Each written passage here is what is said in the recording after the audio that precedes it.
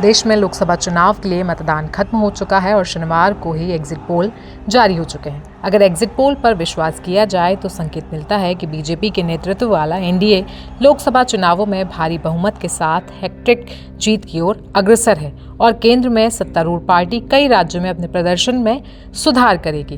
कुछ exit poll में अनुमान लगाया गया है कि बीजेपी के नेतृत्व वाला एनडीए लोकसभा चुनाव से पहले बीजेपी नेताओं द्वारा बताए गए 400 पार के लक्ष्य तक पहुंच सकता है। जहां एग्जिट पोल भारतीय मीडिया पर हावी रहे, वहीं भविष्यवाणियों ने वैश्विक समाचार आउटलेट्स का भी ध्यान आकर्षित किया।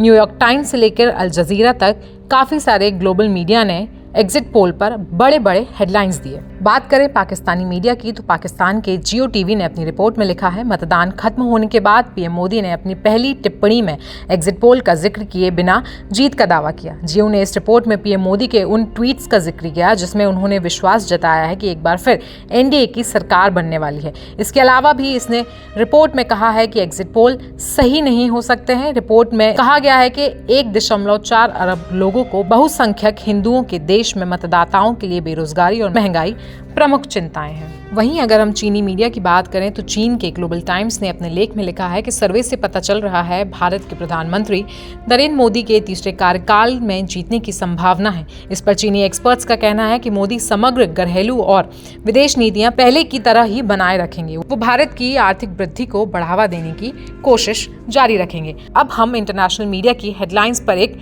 नजर डाल लेते हैं। सबसे पहले रॉयटर्स की बात करें तो रॉयटर्स ने एग्जिट पोल के लिए हेडलाइंस दी हैं, Modi alliance set to break India's southern ceiling, जिसका मतलब है कि मोदी दक्षिण की सीलिंग को तोड़ने में अग्रसर हैं। रॉयटर्स ने अपनी रिपोर्ट में साफ साफ संकेत देकर यह बताया गया है कि दक्षिणी राज्यों में बीजेपी एनडीए लोकसभा सीटों को हासिल करने में कितनी ज्यादा आगे है। वहीं द गार्जियन ने एग्जिट पोल के अनुमान का हवाला देते हुए कहा है, Modi alliance to win easily in Indian election. NYT यानी कि द न्यूयॉर्क टाइम्स की बात करें तो न्यूयॉर्क टाइम्स ने लिखा है, as voting ends in India, Modi awaits verdict on his 10 years in power, while a newly united opposition seems to gain some traction. Exit polls showed the popular and entrenched prime minister was winning a third term. वहीं Washington Post ने लिखा है कि what to know about India's election, the world's biggest democratic event. अंत में अल जजीरा की headline में लिखा गया है कि India's exit poll show a majority of Modi's BJP lead alliance in election.